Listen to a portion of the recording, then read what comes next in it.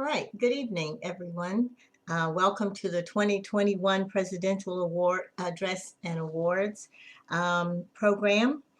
We are virtual, as is very clear to all of us, but to those of you who may be watching, we are hoping that next year we'll be back to um, meeting in person and, of course, starting something new. I want to thank everybody who's here tonight, and we hope that you continue to follow through the program, the virtual presentations online. We'd like to start with the awards, and the first award is the Kimberly Hanger Award, and that is going to be presented by Elaine Thompson, pardon me, um, Elaine Thompson. Instead of Henry, he has enough on his plate tonight, so we will go He with does Elaine. indeed. Thank you. Thank you, Eva.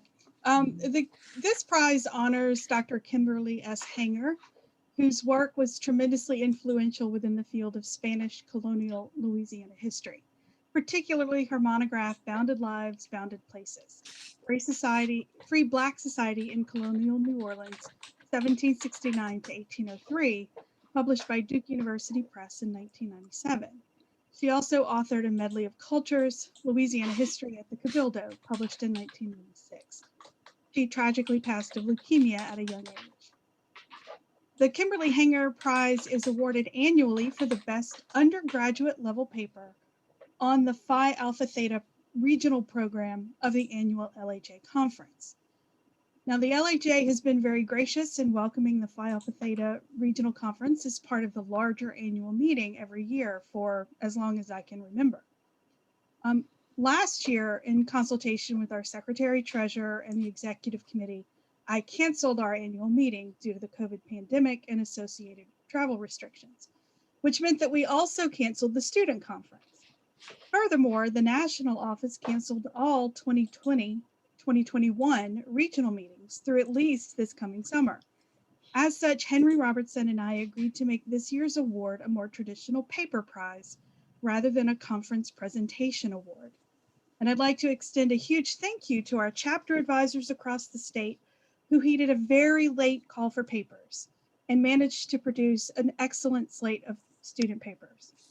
I'd also like to thank the Phi Alpha Theta Committee, Henry Robertson of Louisiana College, and Samantha Cavell of Southeastern Louisiana University for reading these papers with a very quick turnaround. Despite that late call, we gathered a group of excellent papers from 5 different institutions around the state. We would like to award an honorable mention to a student named Jacob Caldwell, a senior at McNeese State University, for his paper, From Blitz to Backdoors, Amphetamine Use During the Second World War and Its Role in Post-War Drug Trafficking. He will receive a gold key from the Phi Alpha Theta National Office. But the winner of the 2021 Kimberly Hanger Prize is awarded, and accompanying this award will be a gold key from the national office plus a monetary award from the LHA. And it's awarded to Thomas Straybeck, a graduating senior at Louisiana Tech University, for his paper, Who Needs Enemies? Democratic Infighting and McGovern's Defeat. Congratulations to both students and to all who submitted their excellent work. Thank you. Thank you, Elaine. And next is the Hugh Ranking Prize, of which I was the chair, but I want to thank the committee members, and they were Mary Mitchell from UNO, Alicia Long from LSU, myself, and we had some good guidance from Michael Martin. The Hugh F. Ranking Prize honors Dr. Hugh Ranking, pardon me, longtime LHA member and mentor to many current LHA members. Ranking, a World War II veteran, was a member of the History Department of Tulane University from 1957 until 1983. He was especially noted for his work with graduate students and for his service to the Southern Historical Association. The Hugh F. Rankin Prize is awarded annually for the best graduate level paper submitted on any aspect of Louisiana history. And so I want to say to you that we had wonderful papers, and that the committee fortunately agreed unanimously on the person who should receive the award, and that person is, pardon me, that person is Jacob.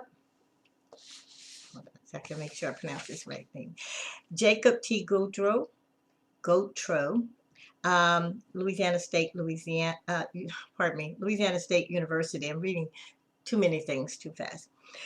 The title of his paper was John Lynch, Father of the Flyway Biologist, a Professional Naturalist and Dedicated Conservationist. Let me just share quickly. One of the readers said, I agree that Gautreaux would be the top choice. I love the whooping crane story and the variety of sources the author used to tell it. I also like the interdisciplinary way in which the author engaged environmental history and environmental policy, the inclusion of indigenous knowledge, as well as the history of our relationship with birds. We also commented that this is timely in the very debates on South Louisiana's coastal community. It explores and meshes the environmental with the political, and it offers a window to a little explored genre of history, although one deserving of being addressed by Louisiana historians. I'm not sure if Mr. Gautreaux is with us tonight. If he is, if he could make himself known to receive this award. I think he was with us last week, so maybe he's here tonight. And we want to congratulate him and for a wonderful paper. Also, following Elaine, I want to say that we had some other very interesting papers, certainly worthy, but in these kinds of things, you have to make a decision. And so to Mr. Gautreaux, congratulations. So I paused a second to see if he was on. There was a note here. Jacob is teaching a night class and will be joining later. Okay, maybe we can remember to say something before we sign off tonight. Next, we'll have the President's Memorial Award from Michael Martin. Good evening. Good evening. So the President's Memorial Award is given annually to honor the best article published in the journal Louisiana History during the previous calendar year. The award winner is determined by members of the Publications Committee, which this year consists of Eva Baham, Jeff Anderson, Michael Frawley, Steve Michaud, Marianne Fisher-Girlando, James McDonald, Raphael Casimiro Jr., Theodore Foster, and Jennifer Ann Venable. The committee chooses the award winner on the basis of the following guidelines: originality, contribution to Louisiana historiography, stylistic excellence, relevance to regional and national history. I will say that this year was an extremely competitive year. That it was contested right down to the last vote. But in the end, I'm pleased to announce that the 2020 President's Memorial Award goes to Carolyn Morrow Long for her article, "The Family of Blanc-Francois Joubert, Racial Determination in New Orleans, 1818 to 1916. I don't know if Carolyn is here. Well, if not, then I will hand it back over to Vice President Baham. All right, thank you, Michael. Next, we'll hear from Michael Wade, who will talk to us about the Glenn R. Conrad Memorial Award. Hi, Michael. Hello, everybody. Hi. I'm trying to get this thing off my screen. Bear with me. Yeah. Okay, good. The Conrad Prize, Glenn R. Conrad Prize for Best Article on Louisiana History published in any scholarly journal in 2020 was reviewed. The papers were reviewed by, articles I should say, were reviewed by Randy Sparks, Gaines Foster, and myself. And the competition was pretty good, particularly stiff toward the top. But in the end, we were all more or less agreed on the same paper. And the winner is for 2020, the 2020 Conrad Prize is Elizabeth Ellis of NYU for The Natchez War Revisited: Violence, Multinational Settlements, and Indigenous Diplomacy in the Lower Mississippi Valley, published in the July 2020 issue of the William and Mary Quarterly. The committee was especially impressed with Ellis's command of sources. I encourage you just to read it, to look at her sources. They're in two or three languages: French, English, and maybe some Indian language. And stretch across not only history, but also anthropology and ethnography, and what we might term foreign relations.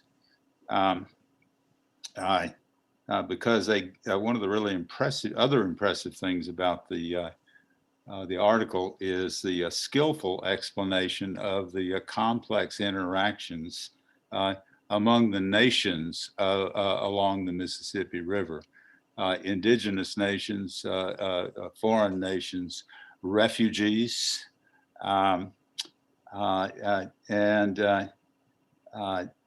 so command of sources, skillful explanation. I might add in clear, well-cadenced, jargon-free prose. It was a pleasure to read it.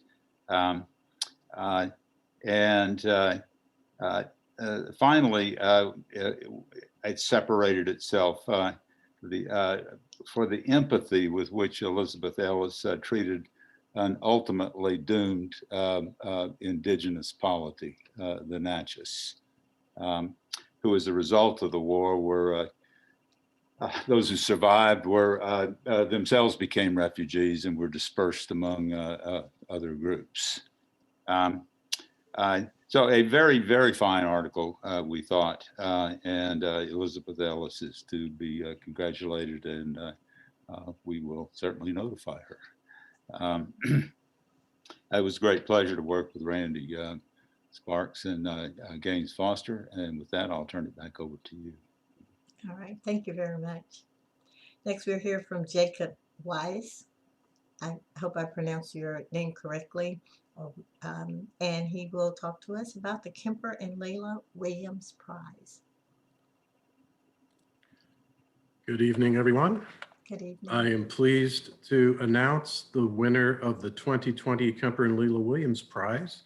As most of you know, the Williams Prize is awarded to the author of the best book on Louisiana history that was published in the preceding calendar year. So in 2021, we are presenting the 2020 award. Before I announce the winner, I'd like to acknowledge and thank our prize committee members, which this year included Dr. Charles Pellegrin, Dr. Daniel Usner, and Dr. Kevin McQueenie, as well as administrative support from my colleague, Matt Farah. The review and selection process requires a considerable amount of time, effort, and thought on everyone's part. There were 14 worthy contenders for the 2020 prize from diverse authors and publishers, and it was a challenge to reach a conclusion about which book was the very best of the bunch. In the end, after much debate, our committee decided that the Williams Prize for the best book on Louisiana history published in 2020 should go to Dr. Jessica Marie Johnson's book, Wicked Flesh, Black Women, Intimacy, and Freedom in the Atlantic World, published by the University of Pennsylvania Press. Dr. Johnson prevailed over a very strong field of contenders for 2020, and to underscore this, the committee asked me to mention their high praise for the following works that were also nominated: Adam Mandelman's The Place with No Edge, Andy Horowitz's Katrina, and Janet Alured, John Keeling, and Michael Martin's primary source reader titled Firsthand Louisiana. On behalf of my colleagues at the Historic New Orleans Collection, which jointly administers the prize with the Louisiana Historical Association, I'm very pleased to announce Jessica Marie Johnson as the winner of the 2020 Kemper and Leela Williams Prize. Dr. Johnson's selections continues the very high standards established by previous winners, and we are so pleased and proud to recognize her work this evening. Congratulations, Dr. Johnson. Thank you so much. I had to give her a little applause. I just love that book. All right, next we will hear first from Dave Anderson, followed by Dr. Dave Anderson, followed by Dr. Virginia Gould, who will be inducting the fellows. I'll let them announce their names. First, Dave Anderson. All right. I was selected to induct Elaine Thompson into the Company of Fellows, I think is the official name. Is that correct? I just wanted to apologize first. I don't have that dramatic lighting that Michael had. I thought like something from Succession or something. So I'll have to apologize for that. So I'm here to induct it's my pleasure to introduce this year's fellow inductee, Elaine Thompson. I first met Elaine in 2004. It was my second year at Louisiana Tech, and she had been hired to replace the first female historian they ever hired. So she had quit and replaced her with Elaine. And I didn't get to talk to her much in the interview, but in September when the quarter started, I asked her if she'd want to go to lunch, and we'd get to know each other. And when we got in the car, we got into this big argument about how to teach a survey course. And it was just tense the whole time. And Elaine, I don't know if she remembers this, but we let's just say we got off on the wrong foot for like an entire year. But the next year we hired a close friend of mine as an adjunct, and she came up to me and she said, "You and Elaine aren't friends?" She goes, "You're crazy. Elaine is, she's ran down her qualities. She's kind, caring. She has a good heart. She's very dedicated to her friends, the community, the college." And she told me I'd better patch things up with Elaine, which I did. And we've been colleagues and friends and confidants ever since. Every important decision I've made in my life, from buying a house to getting married, I've consulted with Elaine first. And we need people like this in our lives and in our work and in the things we love to do, which, the one thing we all share is learning, studying, writing about history. And of course, in order to do that, we have hundreds of mundane quotidian tasks that we have to do just so we can pursue our interest in history. And it's always better when we can do it in an association like this with others who share that interest. As our current president, Henry Robertson, said last week, Elaine epitomizes the best and brightest of Louisiana. She's a Louisianan through and through. A proud native of Clinton, Louisiana, where she was born and raised. She finished high school at the State Selective Louisiana School for Math, Science, and the Arts in Natchitoches. She then attended Centenary College in Shreveport, where she graduated summa cum laude in 1994 with a BA in history. She actually left the state to go to Houston, where she earned her master's, then her doctorate degree in 2003 at Rice University under the guidance of the esteemed historian of the American South, John Bowles. She returned to Louisiana, was hired first in Northwestern State in 2002, and then in 2004 moved to Louisiana Tech in Ruston, which has been her home ever since. She's a well-respected member of the community, active in numerous civic, church, and craft groups. She's what we call a solid citizen. She knows everything about the town. If you need a recommendation for a plumber, dentist, accountant, she's the one to go to. And it's the same on campus, where she's a prized member of the University of community, a keeper of the institutional knowledge, a respected colleague, well-versed in all the bureaucratic procedures, and of course, a fine professor and advisor and mentor to her students, which, as Henry said, probably numbers in over 1,000. It's probably closer to 2,000 lives that she's touched. Her scholarly achievements begin earlier in her career when she was awarded this association's Hugh F. Rankin Prize for the best graduate level paper in 1995 on the viability of small town slavery in Clinton, Louisiana. She turned this into her dissertation and then to her book, aptly titled Clinton, Louisiana, and which one critic praised as an important study for Louisiana history, one that provided a reappraisal of the significance of small towns in the American South.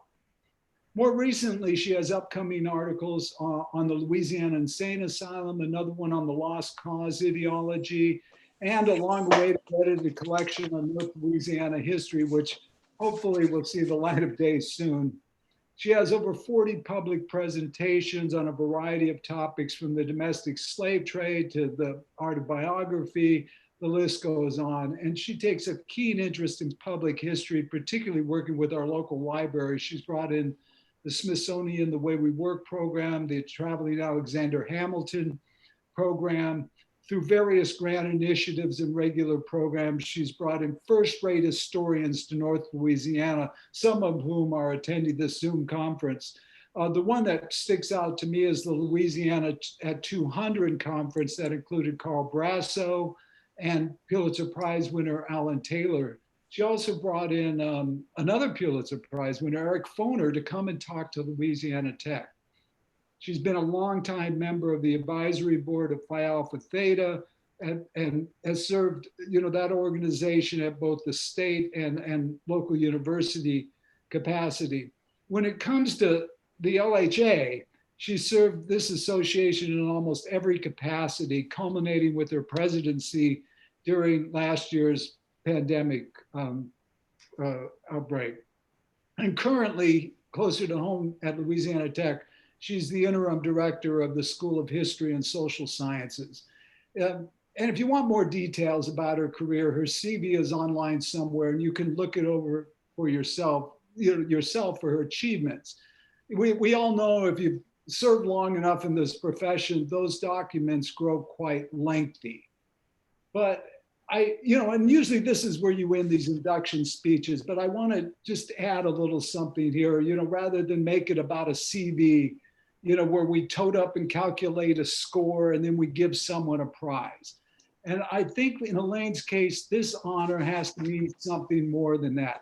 It has to mean something in the moment we're living in right now, something valuable, something necessary, and something, the word we use today when we are grateful that there's someone out there doing a low-paying job or thankless task, it has to be something essential.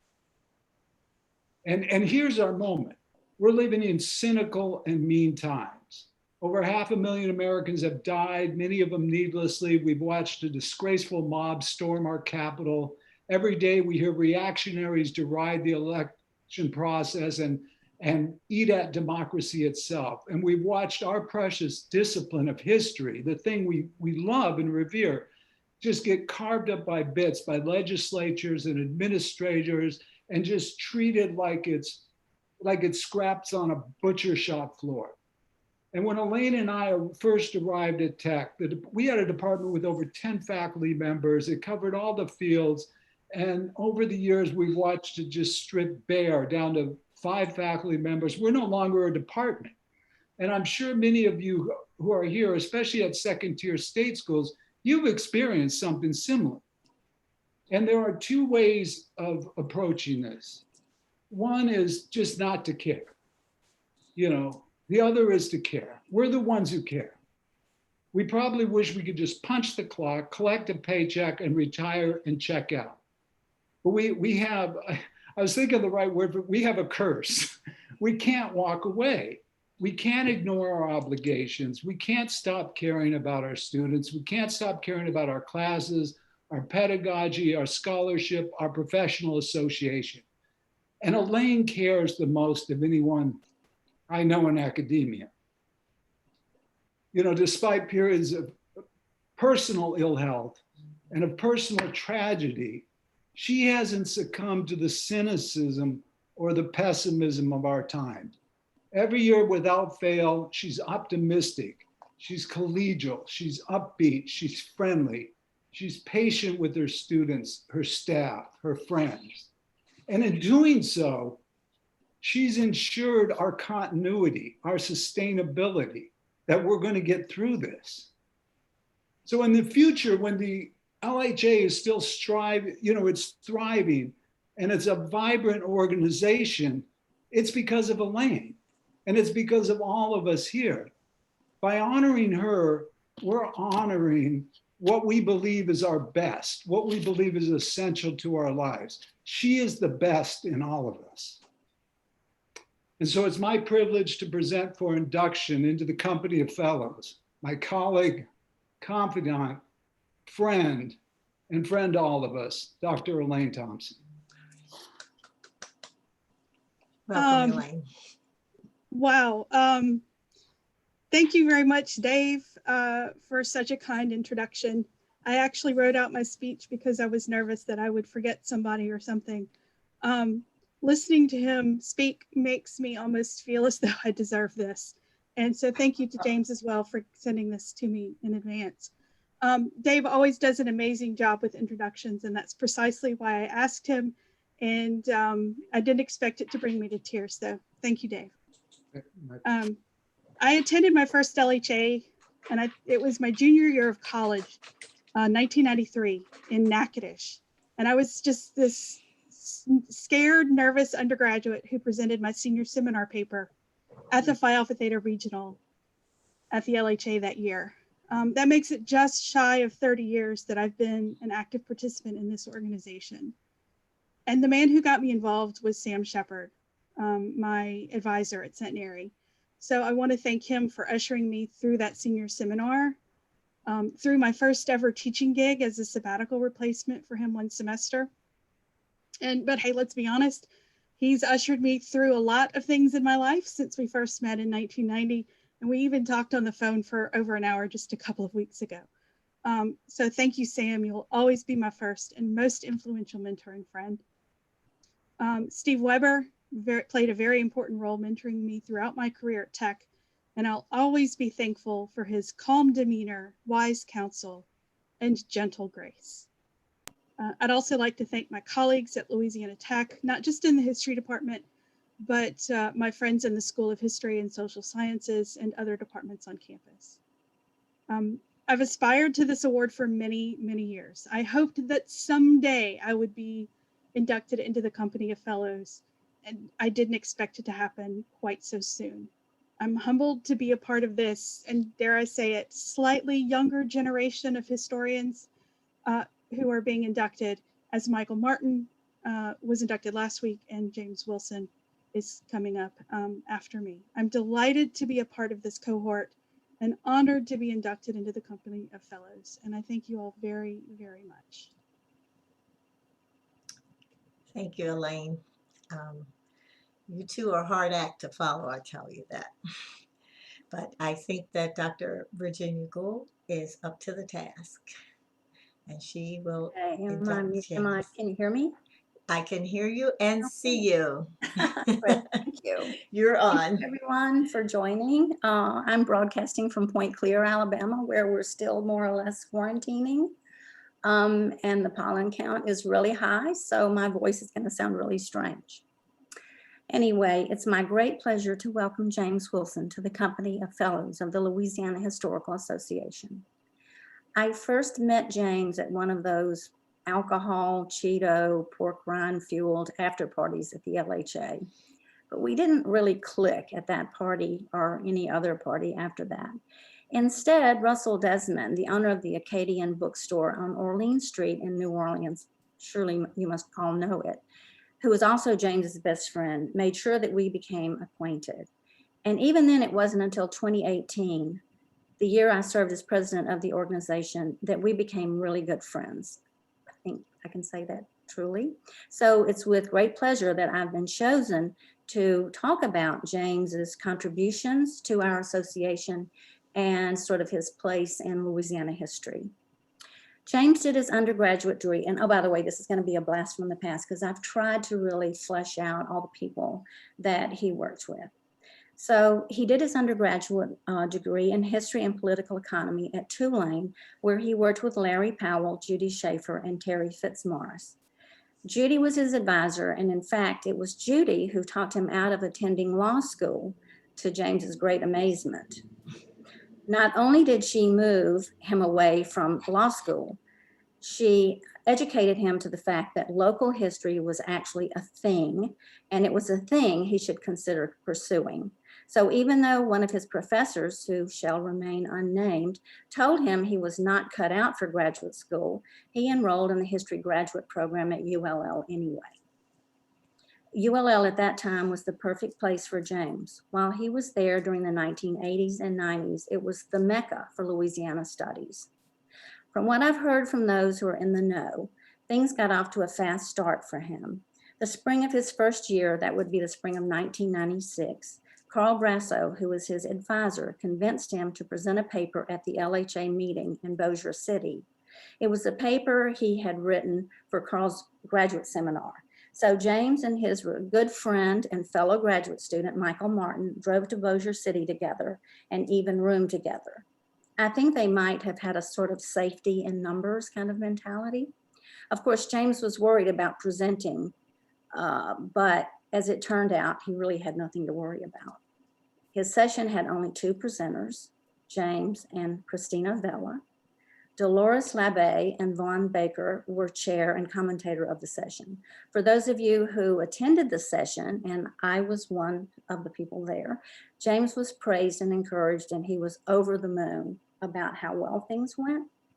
But Christina Vella, well, I don't know what to say about what happened to that very large room that was packed with historians. I think maybe a full frontal attack might sum it up. It was the entire audience who evidently took offense to whatever was going on with Christina Vella. James clearly had an eventful graduate experience. I know because I asked a few people to sum up what they could recollect. I could only really use one because I didn't want to go on too long. Vaughn Baker Simpson told me that she can still remember meeting James his first semester at ULL when he and Michael Martin sat next to one another in her European reading seminar. She says that seminar included an unusual group of graduate students, James and Michael, a 40-something-year-old officer in the National Guard, and several other superstar type students who were constantly challenging one another and all the while challenging her. She said it was a class she would never forget. Interestingly though, James and Michael, who were grad students together, would go on to work with one another at the Center for Louisiana Studies and the UL Press, and they would eventually hold two most important positions in the LHA. Excuse me while James was busy being a grad student, he had the great fortune to get to know and work with Glenn Conrad. Glenn needed a grad student who would take the inventory of Memorial Hall for the LHA. He asked James, and of course, James said yes. That inventory might have been the beginning of the end of the relationship between the LHA and the Memorial Hall guys, but it was the beginning of James's relationship with the LHA, and who better to introduce him to the sort of inner workings of the association than Glenn. It seems to me that looking back, when James was at ULL, he had the great fortune to study with and work for a number of the truly great and groundbreaking Louisiana historians. In addition to the two LHA giants, Glenn Conrad and Carl Barrasso, the faculty included at least 24 professors who taught Louisiana history, were active in the LHA, or had published in the journal. He was surrounded by scholars like Franz Amelings, I hope I said that right, Magruder Drake, Tom Schoonover, Matthew Elaine, Amos Simpson, and Vaughn Baker Simpson, Matt Schott, Judy Gentry, Dolores Labbe, and I could go on, but I think you sort of get the drift. James received his master's degree in the spring of 1997, and his thesis was entitled Pierre Caliste Landry and African-American Leadership in Louisiana, 1841 to 1884. Oh, and I shouldn't forget to mention that UL was not James's only graduate experience. In 1998, his life took a northerly, very cold trajectory when he went to Cornell. He was lured there by a graduate fellowship in history. In 2001, Cornell awarded him his second master's degree. His thesis was entitled Politics in the Pulpit, the Methodist Episcopal Church and the Emergence of Carpetbag Rule in Reconstruction, Louisiana. That same year, 2001, where am I? He was awarded an Andrew F. Mellon Fellowship. In all, he remained in the frozen Northland for 8 years. During his days at ULL and Cornell, he published extensively.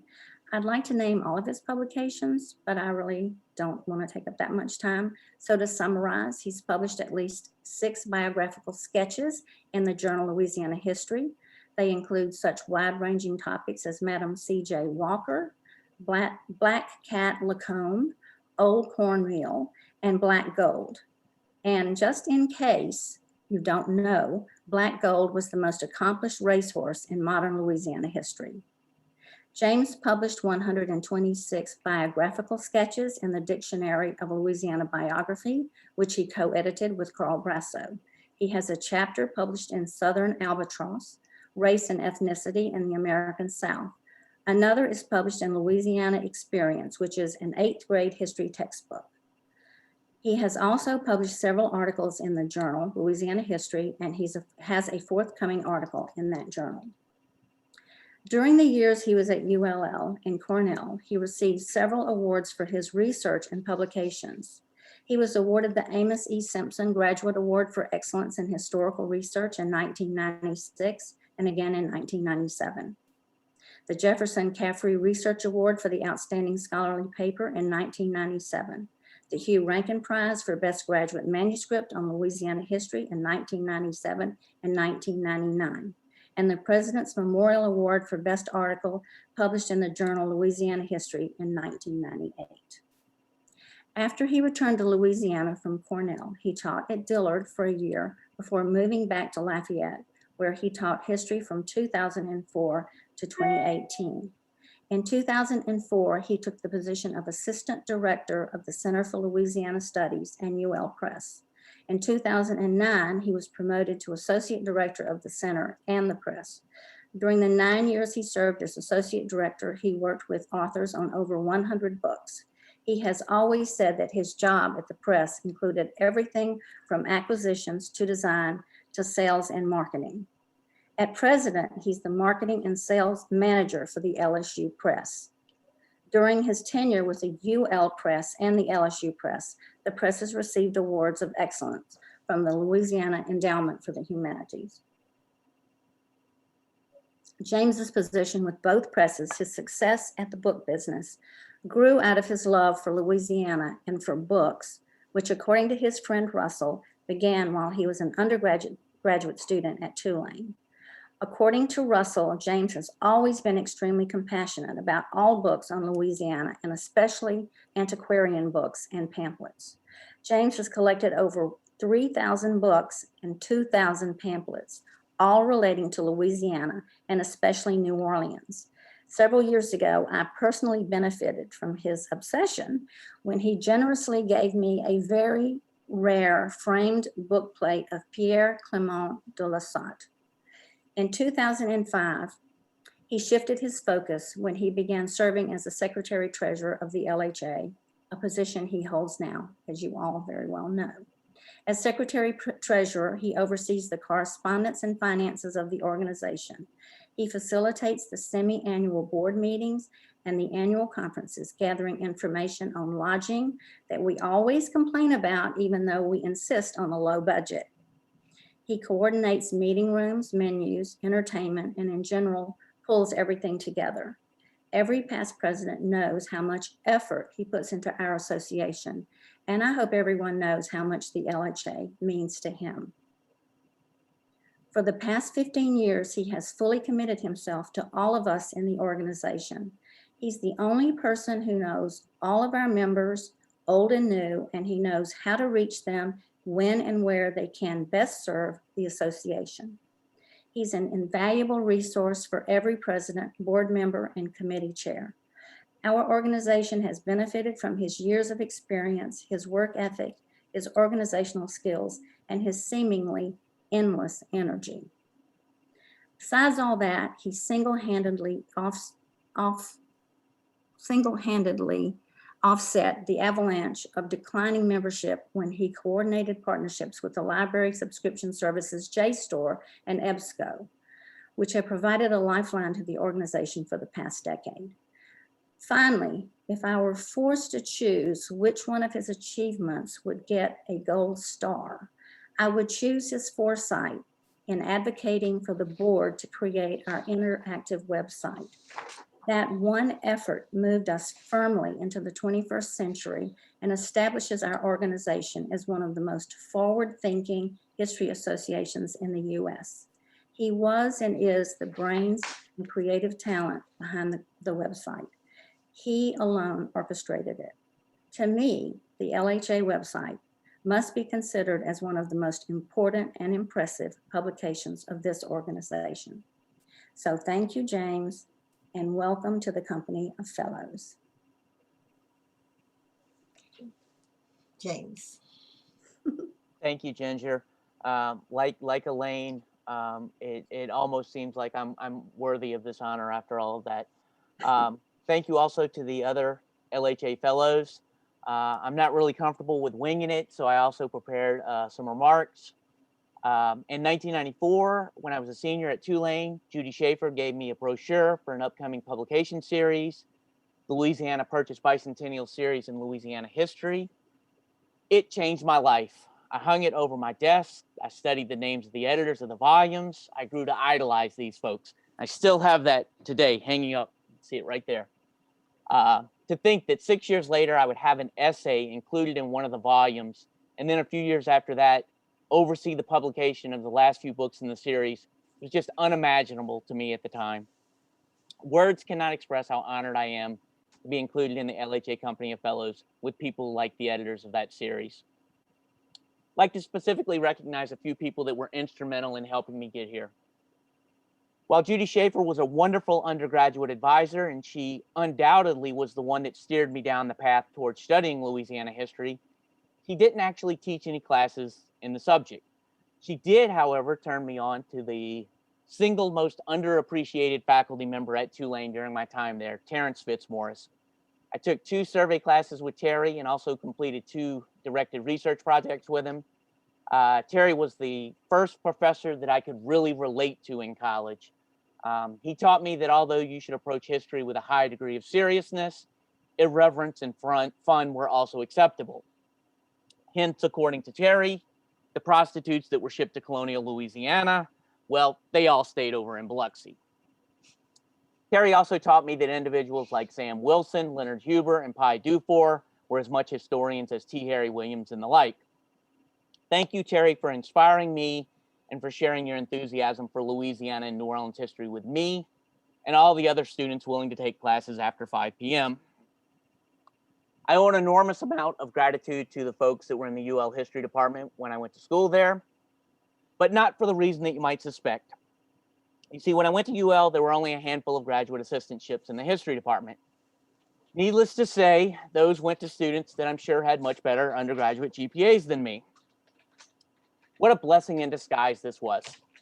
By being deemed not sufficiently adequate to serve the history department, or the Center for Louisiana Studies, I might add, I had the incredible good fortune of being selected for an assistantship in the UL Honors Program. You see, the director there got to choose from all the leftover grad students who weren't good enough for their own departments. The director of the UL Honors Program was a woman named Patricia Rickles. Dr. Pat, as she was affectionately known, welcomed me into her department and into her heart. I learned from her and her husband, Dr. Milton, about equity, equality, the fight for social justice, and just general human decency. It's difficult to adequately convey exactly how important Dr. Pat was to me and to so many other students in her 50+ years at UL. There are probably only a handful of people in the world that can walk into a room and immediately command the attention of folks like Ernest Gaines and Amos Simpson. Dr. Pat was one of those people. He was far and away the most impactful person on my life. I love and miss her enormously. So thank you, Vaughn, for handing me off to Dr. Pat. Then there's Carl Barrasso. Carl was my graduate director, He also gave me my first job at the Center for Louisiana Studies. But more importantly than what Carl did for me, and Carl did a whole hell of a lot for me through the years, is how he did it. Here I am, a student that barely made it out of undergraduate studies, couldn't even get a assistantship in the history department. And then there's Carl with over 36 books and nearly 100 articles. And yet from day one, he made me feel like his colleague, his equal. So thank you, Carl, for being an amazing mentor to me and so many other students of Louisiana history. I've had the great pleasure of working with Michael Martin on LHA Matters for over a decade. Since the day we met at grad school orientation, our paths seem to be inseparably linked, which from my point of view is for all the better. For almost 15 years, I got to live out a dream by working side by side with Carl and then Michael at the Center for Louisiana Studies. So thank you, Michael, for being a good friend and a wonderful boss. I owe everyone at LSU Press and the LSU History Department, especially Paul Hoffman and Alicia Long, gratitude for the resources and the support they provide to me and to the LHA. They certainly made what could have been a difficult transition smooth and easy. Thank you to Becky Watson and to Ronnie Pellegrin for making my job at the annual meeting so much easier. I look forward to seeing them and everyone again next year in Baton Rouge. Finally, thank you to each and every member of the LHA for allowing me the enormous privilege of serving you in this great organization. I hope to continue doing so for many years to come. I'm truly honored by this recognition, so thank you all. Thank you. And congratulations again. I see all the chat messages in chat to say congratulations to Elaine and to James, and then all of the wonderful notes of affirmation for the introductions by both Dave Anderson and Virginia Gould. Next, we will hear from Elaine Thompson with the McGinty Prize.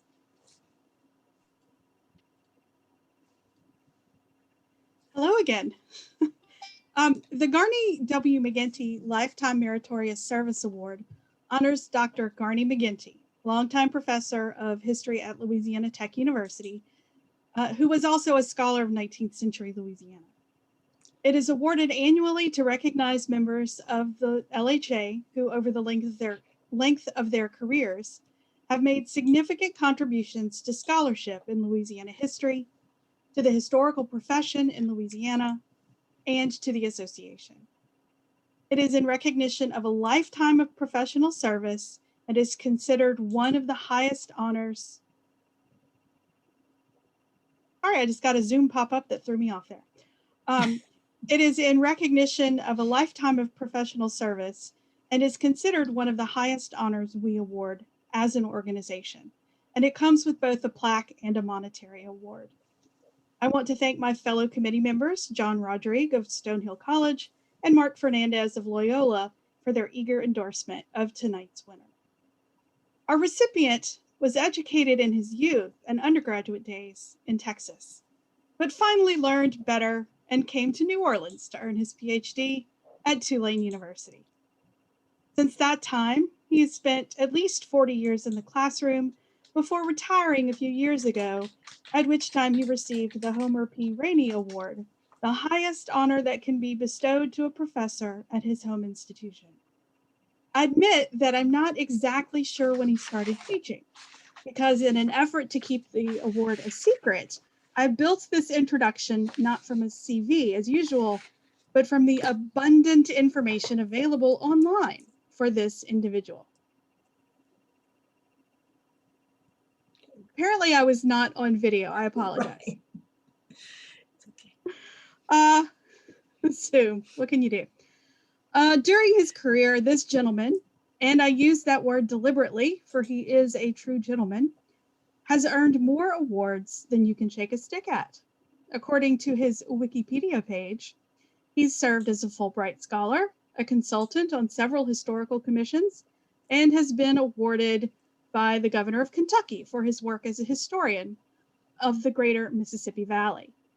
Impressively, he was also awarded, so Google Translate tells me, the Spanish and American History Award by King Juan Carlos I of Spain.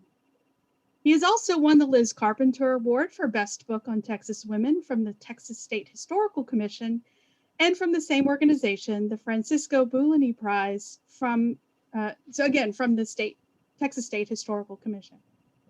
Recognized by his peers for his collegiality, skill, and determination, he was elected to the presidency not only of this organization, but also the Southwestern Historical Association and the Southwest Social Science Association.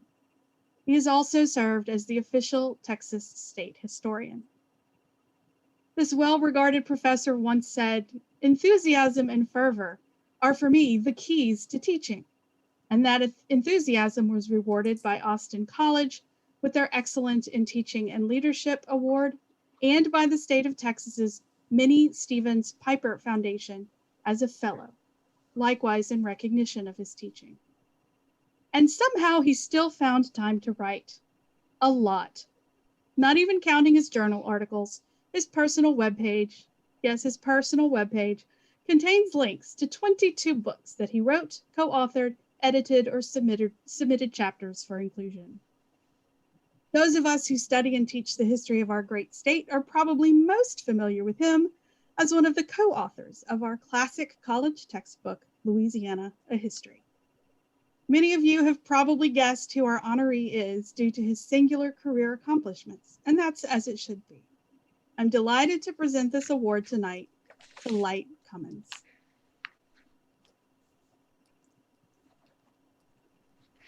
Well, gosh, am I off? Let's see. There, looks There like you are. I'm on now. You're there on. we go. I must say that had I known about this, I would have been able to prepare shorter remarks. But let me say that I am deeply moved and profoundly honored to receive this award. It was my good fortune as a historian to know Dr. McGinty, and I was in the office, in the banquet hall the night that Ben Wall became the first recipient of this award. In fact, I must acknowledge Ben Wall, my professor at Tulane. I was in I took the first graduate seminar under him, and he became a wise advisor and counselor. It was Ben who brought me first to this organization. In fact, he and his wife, Neva, indeed drove me to the first meeting I attended in their big Cadillac sedan. Ben was a never-ending source of advice to me about history and how the historical profession worked. And indeed, it was a pleasure for me a number of years ago to write a biographical reminiscence about him published in Louisiana History. I must also acknowledge Paul Hoffman. In August of 1974, I showed up at the Archive of the Indies in Seville, Spain, with a dissertation grant for a year's study, not knowing much more about the archive than its street address. Paul was already there, an established and well-respected historian. He was never too busy to help me. Over the course of a whole year, he gave me an individual tutorial on how to do research in the archives and the canons of good research on Spanish Louisiana, lessons that I've carried with me ever since. I also have to acknowledge two graduate school colleagues at Tulane. We began our PhD studies together and finished together, Steve Weber and Victoria Hennessy. They both provided me with wise counsel. We were, during our graduate experience, the three musketeers who always stuck together. Steve was never unavailable to me when I needed his advice. In fact, he sometimes let me sleep on his couch on Half Nelson Street when I had no place to live. Victoria Hennessy, as some of you may know, became a profound influence on my wife as well, because she and I married many years ago, and we've followed our historical careers together step by step, although we work in different areas of history, and she's interested in things other than Louisiana. Rather than name additional names, let me end by saying, people who I'm very much indebted to and inspired to that should be mentioned, that it's my fond hope that younger historians in this organization who have before them the decades of membership in the LHA will find their involvement with the Louisiana Historical Association as rich and rewarding as I found my own years here. And so with that, I thank you very much. And I assume that I'll now turn things back over to Eva. So thanks again. I'm truly honored. Wow, thank you. I think that it could well go without saying, but I'm going to say it anyway, that in the years that I've been attending the banquet, to hear the presidential address and then the awards. We've had some great introductions, but tonight I think tops them all. We've had some wonderful introductions, particularly as we look at each of the awards. Those people who are making the awards, as well as those who have accepted. So let's see if I could just do something, just a modicum of something that's close to that, but I hope I do justice to our president, Henry Robertson. I want to say first that to get this part out of the way, that Henry is the Director of Institutional Effectiveness and Sponsored Programs. He's also the Associate Professor of History, was 2015, and then to the Hogan Family Board of Regents Professor of History. This is so noble, Henry. He has done a lot of wonderful things at Louisiana College and in his academic career, raising over $3 million in grants. That's pretty good, especially in history, from federal, state, and private sources, having attained a Title III and FEMA grants.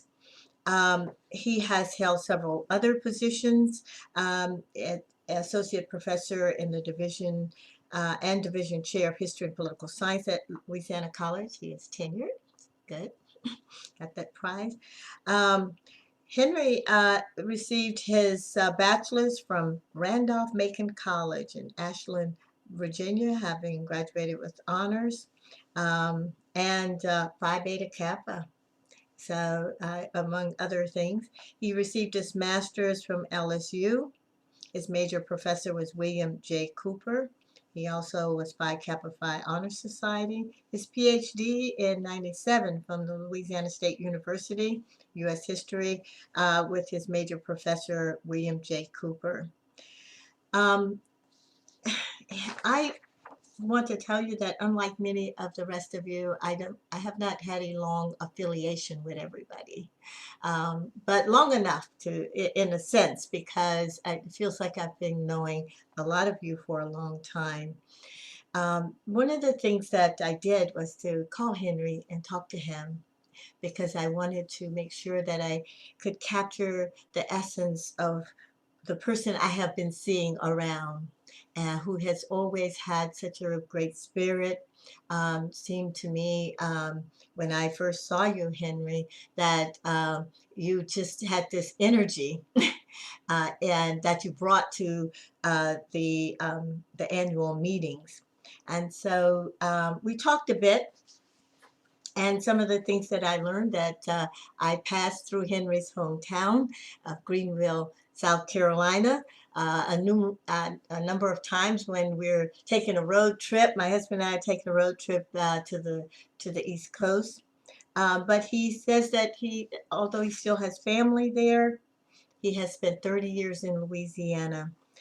He came here to grad school. I was holding it, Henry, but I wanted to say it at this moment to tell everybody that Henry, and some of you probably know this already, was the first ever winner of the Hugh Ranking Award for the Best Graduate Paper. It was awarded in 1991. I think it was instituted in 1990, and he was the first one. So it was with great pleasure for me to hear that, having to chair that committee. Henry says that he loves teaching. I get that. And one of the things that after having our conversation that that really uplifted me because I've spent my career teaching undergraduates is the lengths that you have gone to make sure that your undergraduates not only know the material or know what you want them, but learn it and love it as much as you do. He has shared with them his love of Southern history, and even in his areas of specialty in the Civil War and the South, taken them on trips to historic sites, particularly in DC. And that's quite an accomplishment with undergraduates, let me tell you, especially college students who have all kinds of other things going on when you take them somewhere. Um, he says that he enjoys being in the LHA, and that's what I got from seeing you over the years, Henry, that you just had a thrill with being at the annual meetings, sharing and participating with it. He is a life member of the organization, of the association, I should say. He has a number of books published. The Guide to the Civil War Veterans Buried at Mount Olivet Cemetery in Pineville, Louisiana, The Desperate Struggle, Louisiana Civil War Compendium, The Sporting Shotguns of John James Audubon, The Contours of Korean Subculture at Louisiana College. But when I asked Henry, what is of all of the work that you have done, he has done a number of articles and other published works. He has also been, and I was surprised to see this, Henry, he has been the historical expert for Cajun Pawn Stars. And so I think that's going to win me some points with my husband because he likes watching that show. And I usually try to go do something else. So I'll try to drop your name there. But one of the things he says that he's most proud of out of all of them that he would put at the top of the list is the Red River Campaign and its toll. 69 bloody days in Louisiana, March to May 1864, published in 2016. Even though he has had more recent publications, he said this is the one that took place where he lives now. This is the one that he can make live for his students. This is the book and the story that perhaps he remembers most, but that his students remember most. And so I want to say that he says that when he came here to graduate school, now, of course, having been here 30 years, he raised his family in the Alexandria area, and that he has just loved Louisiana. And so, Henry, we will accept you, those of us who live here in South Louisiana, we will claim you because you're there on the dividing line of the two great cultures here, North and South Louisiana. And so we are privileged to have you as our president. And so I will turn it over to you.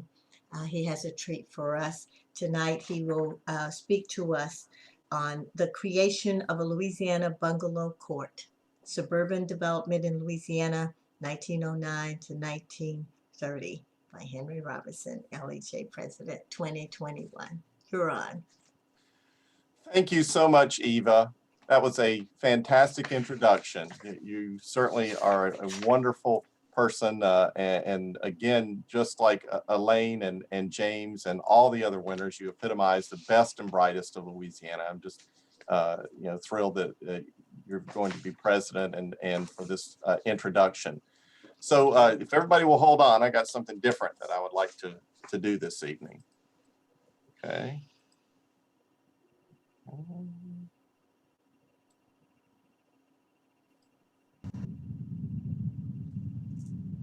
Welcome to the Louisiana Historical Association's annual meeting.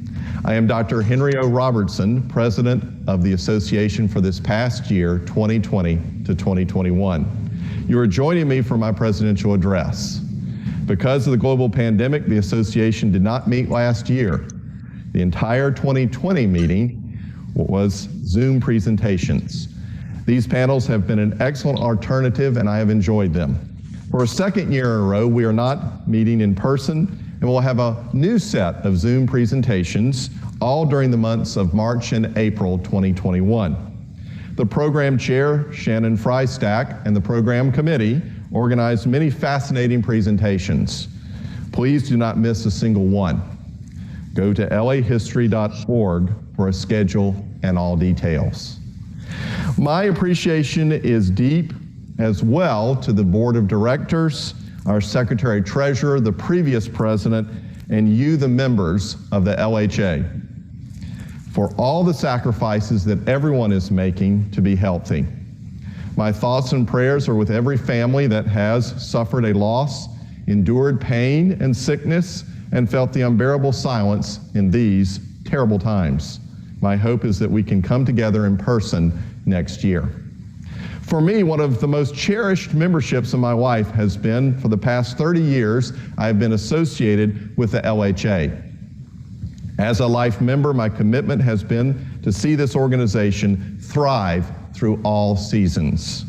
More than anything, I've looked forward to annual meetings and kick myself when I miss them. Although my attendance has fallen short many times, each meeting in every city has been a joy. Participants and attendees inspire me, kickstart my work, and most of all, provide an education for teaching, research, and writing. LHA membership is a great way to connect with others who share your interests. Please visit lahistory.org to join today. Over the years, there have been many LHA members who have helped my career as a historian and enriched my professional life. Thank you to Bill Arsenault, the late Tom Carlton, Glenn Conrad, to Charles Vincent, Carl Barrasso, Janet Allred, Jeff Anderson, Mike Martin, Charles Pelgrin, Kevin Fontenot, James Wilson, Elaine Thompson, John Rodrigue, Paul Hoffman, Gaines Foster, Jerry Sanson, and all board and committee chairs this past year, and plenty of others. And of course, I cannot mention you all, or this list would be very long. Please forgive me if I have overlooked anyone. Support for this presentation has come from the Hogan Family Board of Regents Professorship and the Walker Endowment of Louisiana College. My thanks go to the leadership of Louisiana College, the archival staff of the Henry Hunting Library of San Marino, California, the Southeastern Architectural Archives and Special Collections of Tulane University, Hill Memorial Library at LSU, the East Baton Rouge Parish Library, Rapides Parish Library, the New Orleans Preservation Resource Center, and the Alexandria Preservation Commission. The work I'm about to share is actually a new project. I'm only about a third into the research and writing. This presentation is actually my first opportunity to share with others and chart a course for future directions. The creation of a Louisiana bungalow court, suburban development in Louisiana, 1909 to 1930. In 1919, just over a century ago, the newly chartered Bolton and Hayden Realty Company of Alexandria, Louisiana, requested a city survey for 17 acres of land recently purchased for development. The parcel located at the edge of town had been known for decades as the J.R. Thornton Plantation. The old plantation, whose family included a prominent state senator and district judge, traced its origins somewhere back into the antebellum past. During the last decades of the 19th century, and into the first two of the 20th, change at this place, and in Rapides Parish for that matter, arrived slowly, if at all. From all appearances, the Thornton family operated a farming concern not so different from bygone days. The 1920s map here reveals how that very old pattern of life was giving way to a new suburban development. You see, the old plantation homestead now contained bungalow homes lining either side of its grand avenue. The extent to which Louisiana is a distinct place with its own unique history, and at the same time how the state and its history incorporates Southern regional and American trends, is an important underlying theme of Louisiana's history. For decades now, historians have sounded the depths of these two important influences of continuity and change. The tension between these opposites is found in the first bungalow suburbs of Louisiana, specifically the new urban growth in New Orleans, Baton Rouge, and Alexandria during the early 20th century exhibited this important fulcrum of history. The teens and 1920s have been labeled a time when a Victorianism gave way to modernism across the South. The progressive vision of that time did not, however, incorporate advances in race relations. Separation and inequality prevailed in ways that preserved an old racism. The creation of 3 bungalow neighborhoods entrenched segregation and inequality. African Americans would be excluded by restrictive covenants written into deeds, the high price of the homes, and blatant appeals to racism in marketing materials that grabbed the attention of white consumers. At the time, the cities of Alexandria, New Orleans, and Baton Rouge continued on upward trajectories of significant population growth. Double-digit growth numbers reflected a growing urban to rural, continuing rural to urban movement of people, decades of railroad building, the emergence of the lumber industry, oil and gas exploration, and finally the stimulant of World War I. The city of Alexandria began inching again outward from the banks of the Red River, where it had been set back in 1805. New Orleans continued a movement outward from the bend in the Mississippi River into the low ground and towards the lake. Baton Rouge inched eastward from the Mississippi River. Louisiana's 20th century suburbs would not be exactly like those of the 19th century. Historian Kenneth T. Jackson, in his landmark work, Crabgrass Frontier, argued that new neighborhoods of this century were built to be within the reach of the middle class. New urban islands connected families to the city's businesses via transportation, such as streetcars and then automobiles. Most households reflected an increasing professionalization of occupations practiced by those who live there. Jackson laid an important foundation for looking at the suburban form of newly built communities across America. My premise follows that the creation of what would be bungalow neighborhoods in New Orleans, Baton Rouge, and Alexandria illustrate well a palpable tension between the change that these suburbs appeared to be and the continuity found within them. The bungalow. What then is a bungalow and a bungalow neighborhood? The bungalow is a house type whose origin dates back perhaps 300 years to Bengal in India. And then this architecture made its way to Great Britain, and by the late 19th century, the house type entered North America. Its first appearance came as a vacation or retreat home in the mountains or along seashores. According to Anthony D. King, who researched its complex diffusion in the 1984 work, The Bungalow, the Production of a Global Culture, this house type matured to its fullest extent in the United States. A host of factors, he believed, led to its adoption, use, and then American prevalence. The bungalow became one of the most numerous house types ever to appear in the country. Louisiana would not be an exception to what was an important pattern of global diffusion.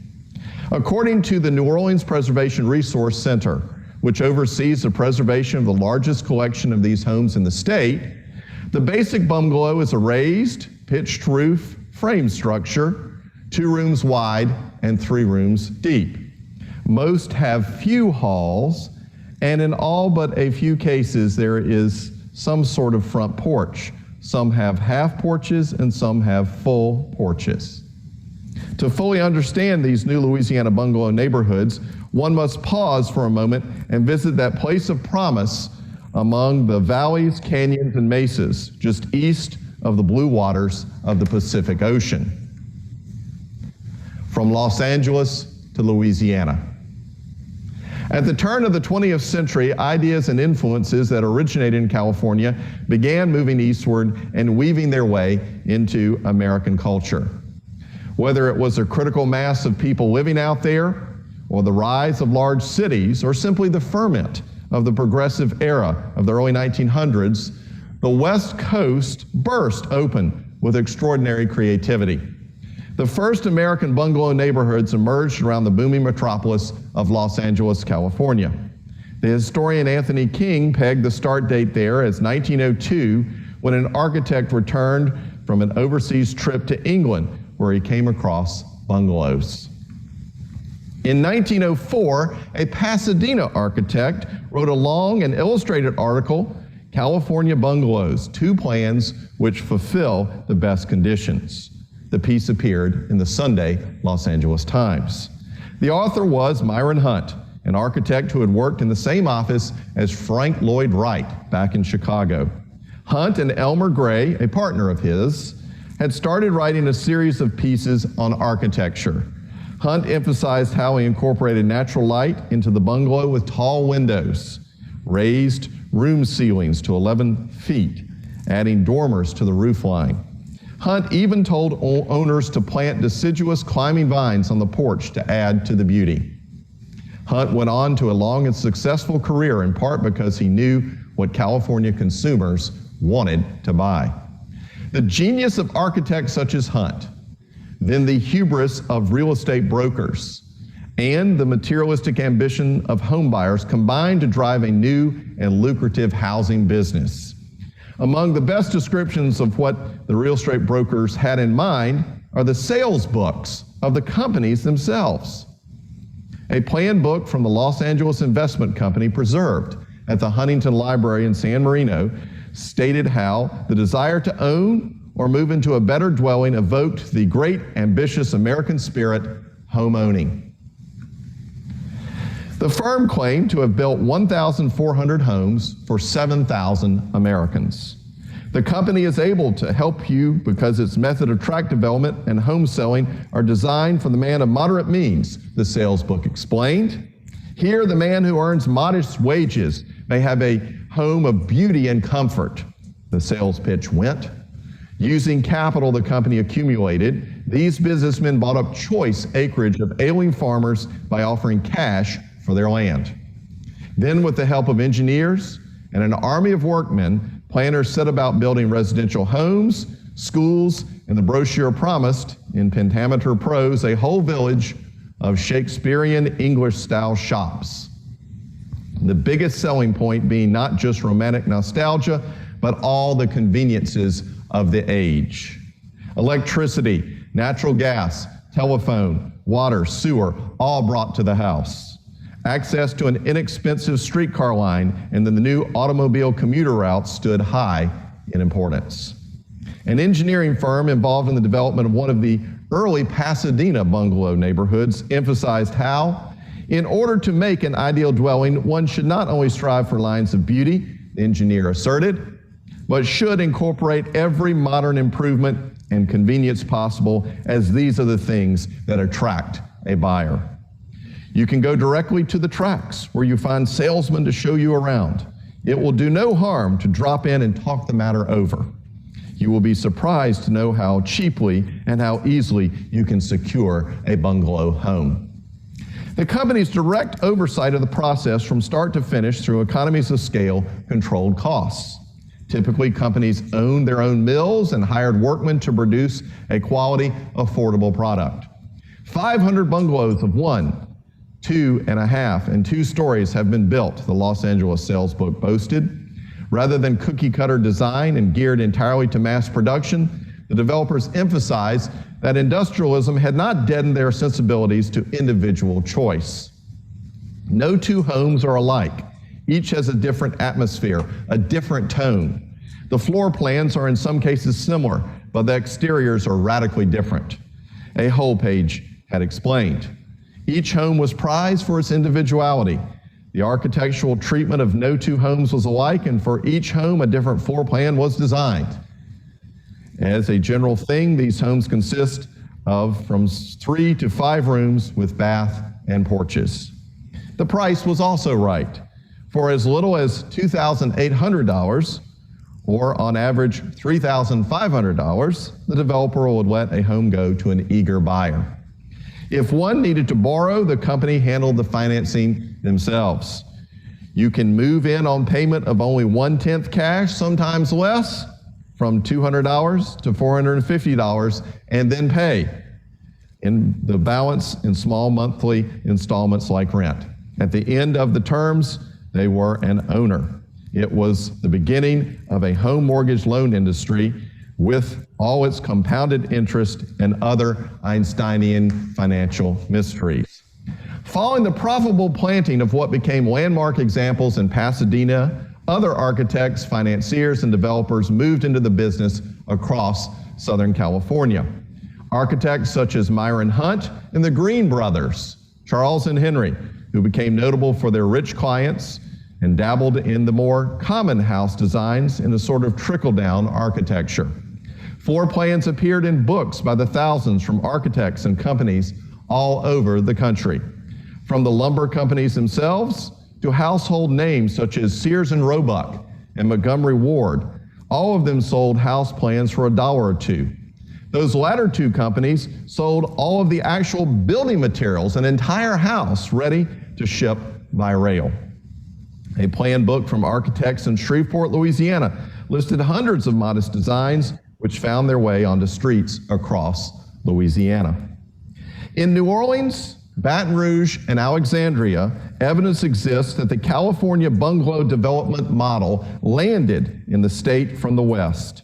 Louisiana conformed in this case to an emerging American architectural and urbanization trend. Gentilly Terrace. One of the earliest, if not the first large-scale bungalow neighborhoods created in the state began in New Orleans. Out and away from the French Quarter, CBD, and St. Charles Avenue, an urban development began towards the lake and east of the Avenue of Elysian Fields. Developers Michael Babcock, Edward E. LaFay, and R.E. Edgar Montezon purchased land on the outskirts of the Crescent City and began planning a large suburban development. The developers chose the soil of a higher ground terrace formation. The site sat along what is now Gentilly Boulevard. Homes on the hills, the banner slogan read. The urban and architectural historian Stephen J. Hoffman has done incredible work to uncover the beginnings of this suburb in his 2016 article in the LHA journal, Louisiana History. An exhibition done around this time by Kevin Williams at Tulane University of bungalow plans explained exceptionally well how the homes and community in Gentilly were envisioned as one.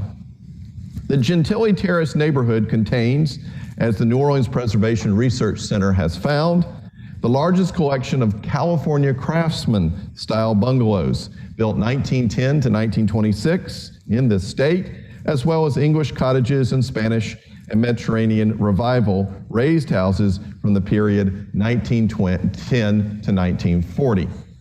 In addition, a good percentage of these homes are still at their original location. Perhaps as many as 250 remain despite flooding during Katrina and the other ravages of time. The New Orleans City Planning Commission defines the boundaries of Gentilly Terrace as Fillmore Avenue to the north, Peoples Avenue to the east, Dahlia Walk and Benefit Street to the south, and Elysian Fields Avenue to the west. The living area encompasses a 1.2 square mile chunk of land. Scholar Stephen Hoffman pointed out that the suburb developed as both a streetcar and automobile suburb. Transportation played a significant role in the development of the bungalow neighborhoods in New Orleans as in California. In 1909, about the same time as the developers planted the first bungalows outside Los Angeles, the Bakke and de Montlezon firm in New Orleans printed a substantial promotional book for Gentilly Terrace, complete with the catchy "Come On" slogan, "Here's your opportunity." The plot of higher ground, 5 to 6 feet above sea level along Gentilly Boulevard, fertile soil and other amenities made it ideal as a location only 3 miles from downtown. The sales book contained the look, the feel, and many of the exact same wording and ideas made in California's development company sales books of the same time period. Moving to this suburb out of the stuffy city means pure air, beautiful lawns, health, and the real joy of living. Along with this assertion, there were promises of affordability, the conveniences of the age, and a better life even before the neighborhoods ever came into existence. As Hoffman found, the construction and style of many of the homes in Gentilly Terrace are entirely Californian. The builders rejected the rich architectural heritage of Louisiana's French, Spanish, African, and American traditions. Edgar de Montezon, according to family lore, himself took a trip to California. A search of newspapers and other sources has not turned up thus far any evidence of his visit. It's clear he must have gone right at the start of the innovations out there. Hoffman found the strongest evidence of a connection to the West Coast when he learned that the company had hired foremen only from Los Angeles and moved them to New Orleans. Local foremen would not do it all because they stayed set in their ways and knew nothing of how to build a proper bungalow. West Coast foremen would not suffer from any prejudice of local designs. In this case, the developers made a conscious and dramatic break from the past. In rejecting old architecture and old techniques, the 20th century here promised to be nothing like the past, or so it seemed.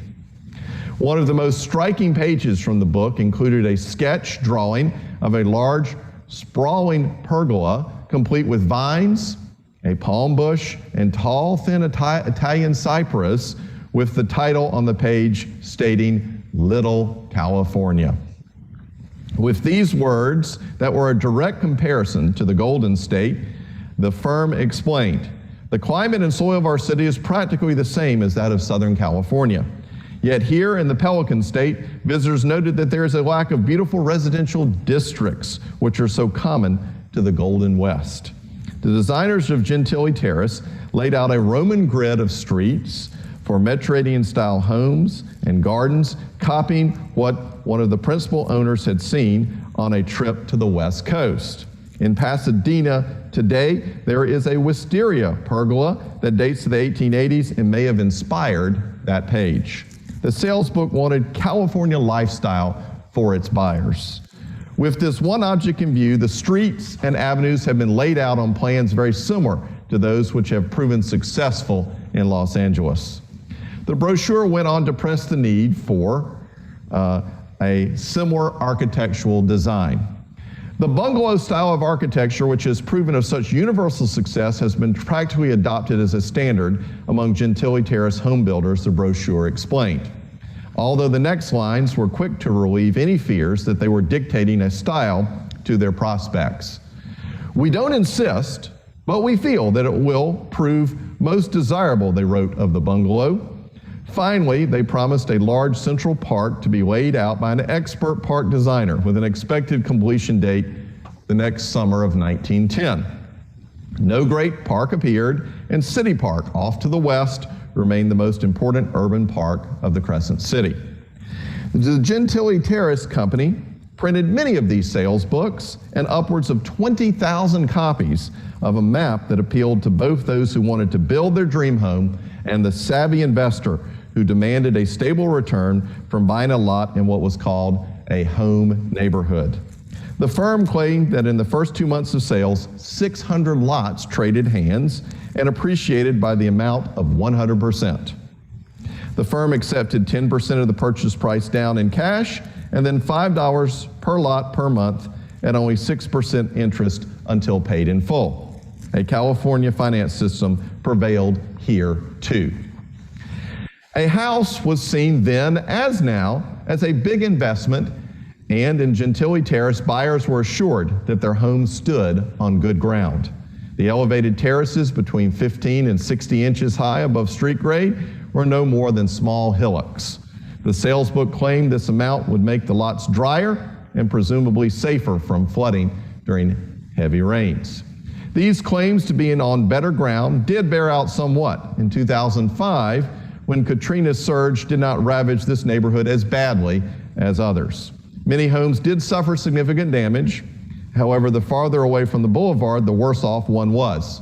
And safety from flood is only a relative term in New Orleans that applies until the next storm. On 2 pages entitled Road to Gentilly, the company stoked Southern Romantic naturalism by painting a bucolic scene, naming the location as one of the most beautiful in the whole South. Semi-tropical views, quaint buildings of the Creole Quarter, historical Bayou St. John, wayside inns, and churches, convents, and monasteries cast their shadow of silent mystery across the path. Hundreds of automobiles travel this road every day, the company promised, and a streetcar line ran up Franklin Avenue and would land passengers at Canal Street in 20 minutes. The company placed racially restrictive clauses into their deeds, which ensured the neighborhood would be unquestionably white and remain white for nearly 3 decades. African American neighborhoods existed and emerged at the edges or not far from Gentilly Terrace. In 1930, Dillard University, a historically black university, moved in just at the southwest edge of the Gentilly Terrace neighborhood. The company had purposely created a segregated neighborhood. This was not custom. This was designed with clear intent. The 3 neighborhoods in this study, the Gentilly Terrace, Roseland Terrace neighborhood in Baton Rouge, and Thornton Court in Alexandria, advertised their racial restrictions openly in marketing materials blatantly. The racism was fed to buyers and stoked the buyer's own racism to sell homes. Typically, the restrictive particulars were racial and included long lists of what were truly white planned communities.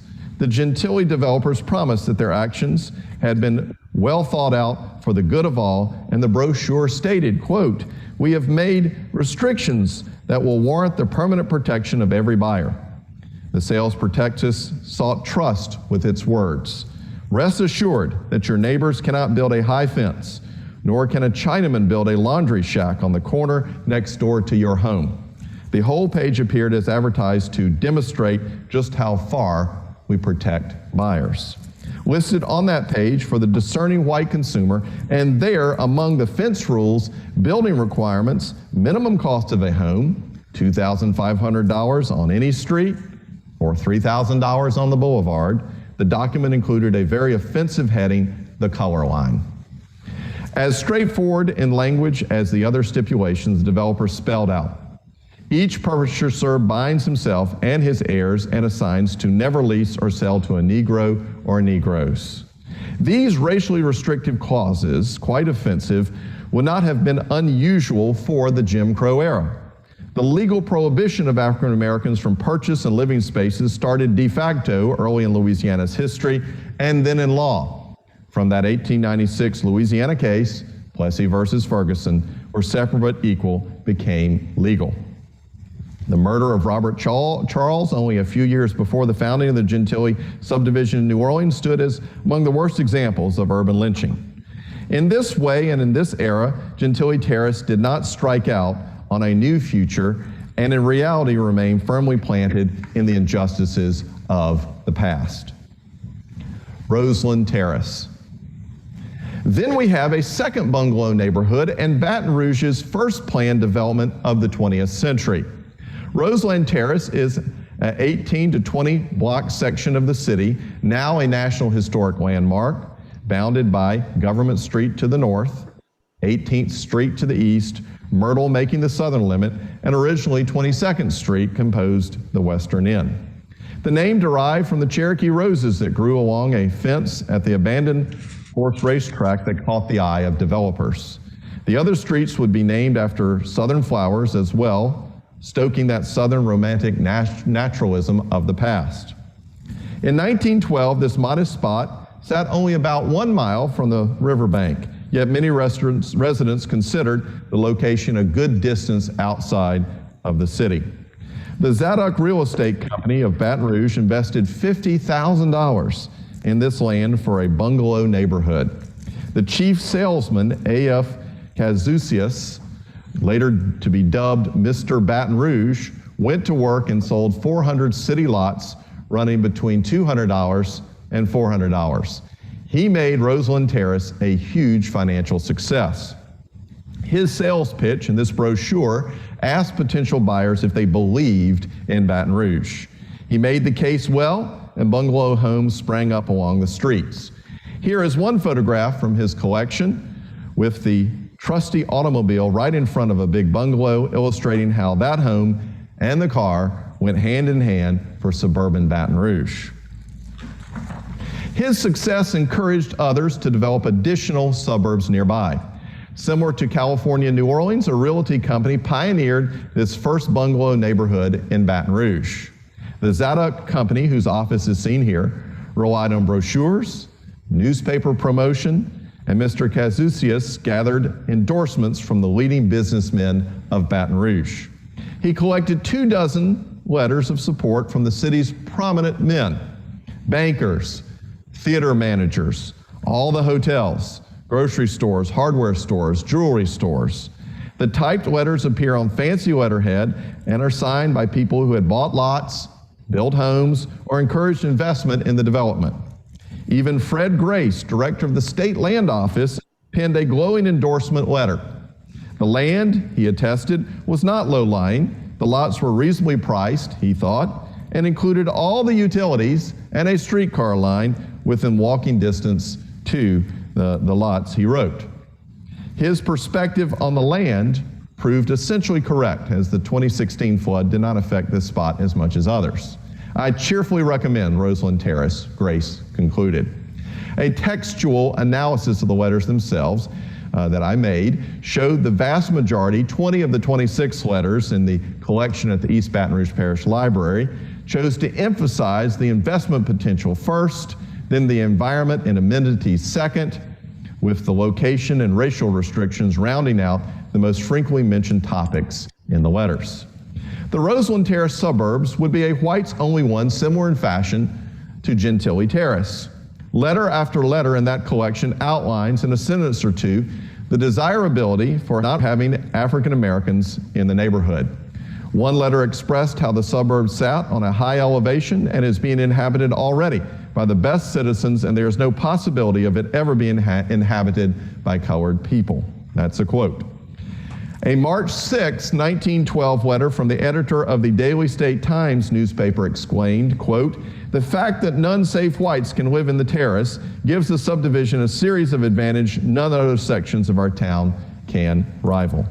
Other letters are equally shameful and reflect no change in attitudes from the past. By 1923, Baton Rouge witnessed a proliferation of the bungalow neighborhoods, with 21 named suburban developments plotted out in the subsequent 11 years after the Roseland sales had begun. Similar to Los Angeles and New Orleans, these neighborhoods sprawled out, extending urban life. Very much like New Orleans, they created white bungalow communities. Thornton Court. The diffusion of the California bungalow suburbs proceeded along hierarchical lines. Alexandria, up on the Red River, did not register evidence of a bungalow neighborhood until fully 10 years after New Orleans and 7 years following the successful Roseland Terrace sales.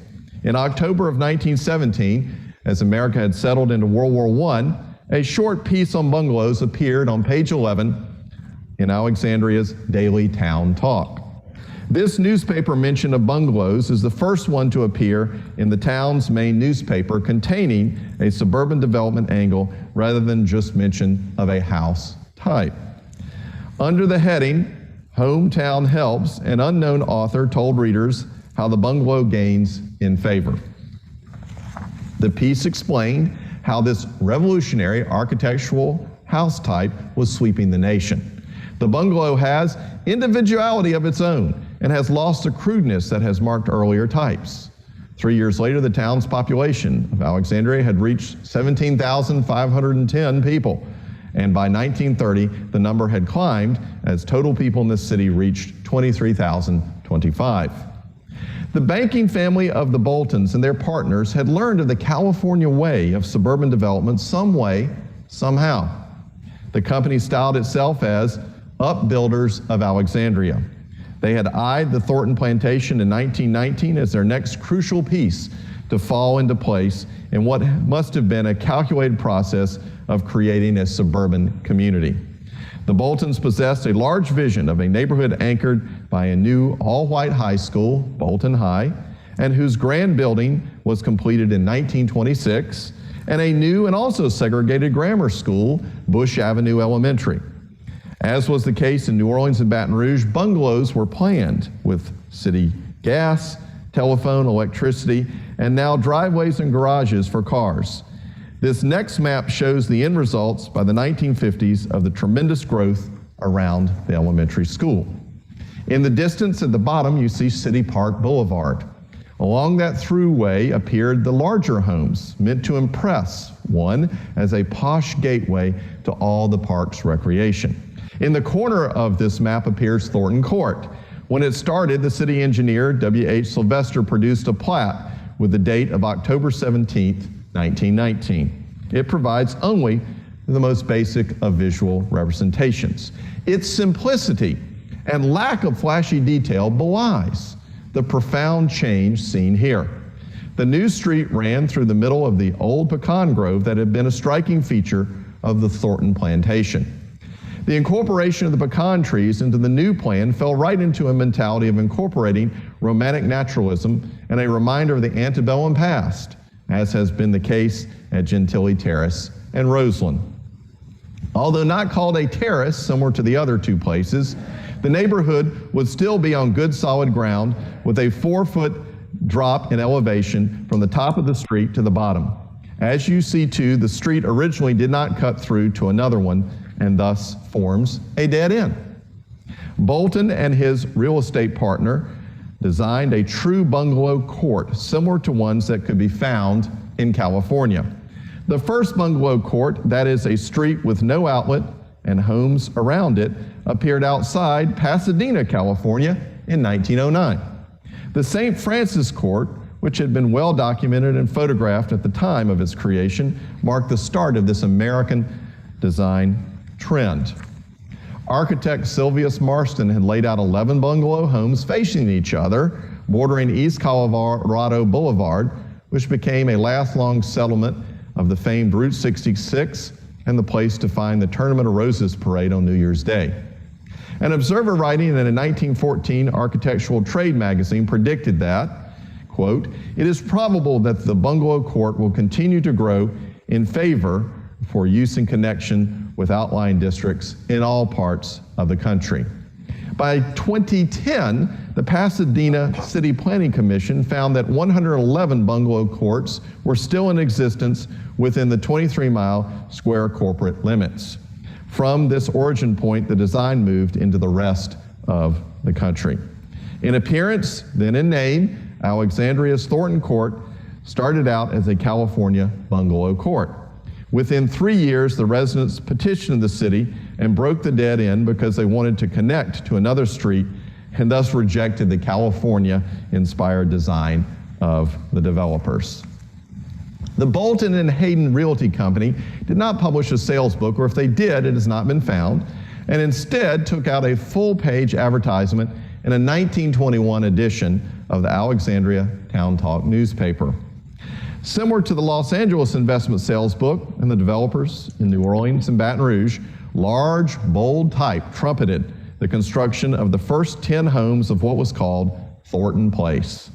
The splashy full-page announcement included photographs of the earliest homes which lined all 4 sides of the page. One photograph showed the street with both its pecan trees representing the old and spires of electric poles, the new, clearly visible. The 10 pictured homes proved eclectic in design, with bungalows large and small. The most expensive one, according to the U.S. Census, and owned by the manager of the new automobile service station in 1930, is seen among more modest ones. Buy from them and a home will be built, the advertisement words promised. Dozens of sawmills were still roaring in around Alexandria, including a small finishing mill placed just behind Thornton Court for aid in construction. The company explained how 16 more homes were scheduled for completion and 30 homes remained on target for construction during 1921. The facilities of this company are unexcelled, the owners explained. With nearly $250,000 invested in the business, operating our own lumber yards, equipped with modern woodworking machinery, The business they proclaimed would be unstoppable.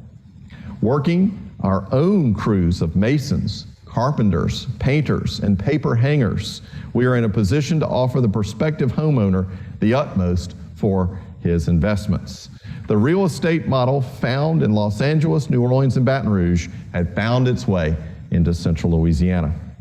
The Alexandria developer sold homes with lots with racial restrictions, no different than New Orleans or Baton Rouge. In this case, the offensive term used in their covenants stated prohibitions against selling the property to those of African descent. This institutionalized racism would be passed along in each deed sale for over 20 years.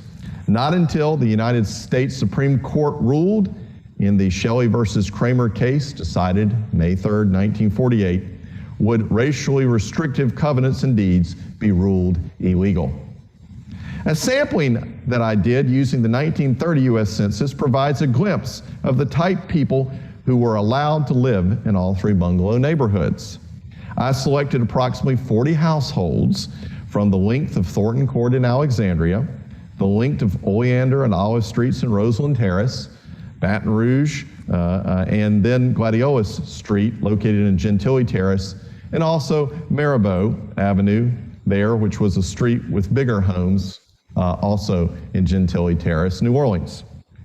Not surprisingly, the inhabitants in all three locations were all white, middle class, engaged in professional jobs.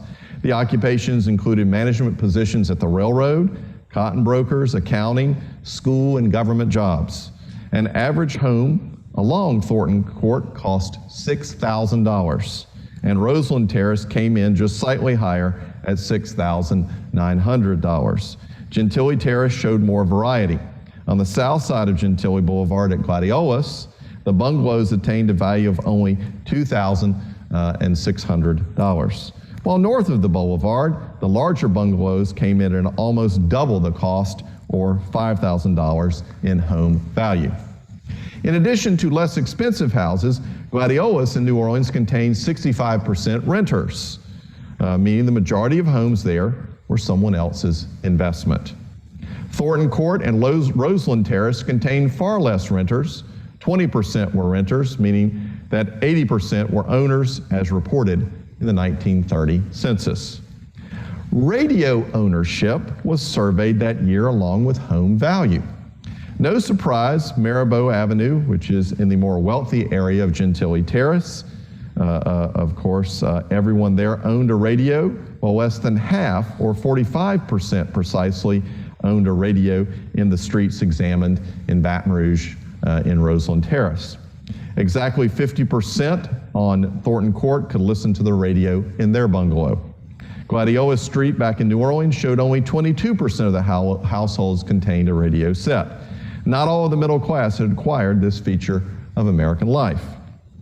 The nativity question asked in the census revealed how 45% of the residents on Thornton Court had been born out of state. Typically, the head of household had been born in another state and not as an immigrant. Very few of the households were of immigrants or where a woman headed the household. There were a few women who led households in the New Orleans sample. Otherwise, patriarchy prevailed within the bungalow neighborhoods. The Oleander and Olive Streets in Baton Rouge registered 31% of the heads of household born out of state. None of the wealthy in Mirabeau Gentilly Terrace sample had been born outside of Louisiana, and in the mainly rent district of smaller homes on the south side of Gentilly Boulevard, 80% of the people had been born in Louisiana. So Alexandria and Baton Rouge bungalows contained a larger percentage of families with out-of-state ties than those examined in New Orleans. The reasons for this anomaly provide additional research questions for exploration. All three neighborhoods also saw African Americans living at their edges. The Cheney and Taylor Streets, only a block over from Thornton Court, had African American families living there, and the architecture is mainly shotgun houses, still almost 100 years later. Baton Rouge is similar, with African American neighborhoods emerging above Government Street. New Orleans has the established St. Roch neighborhood south of Gentilly Terrace and the Desire neighborhood close by. The relationships and connections between these African American and bungalow neighborhoods merits additional research and study. Conclusion.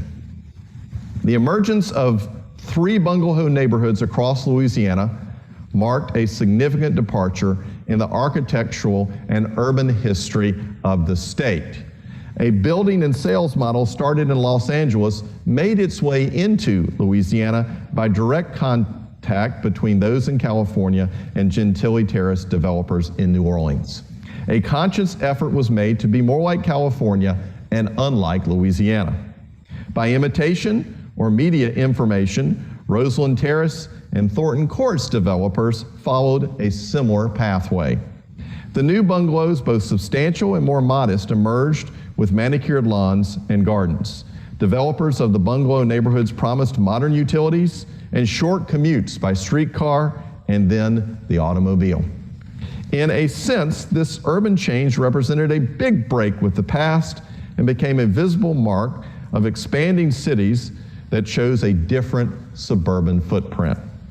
An imagined ideal of family communities took shape and appealed to a growing professional class of people. However, the promise was not one open to all. The continuity of racism remained pervasive, and within the sales literature, it was painfully on display. The sales books, endorsement letters, and advertisements made clear these bungalow neighborhoods welcomed only white families.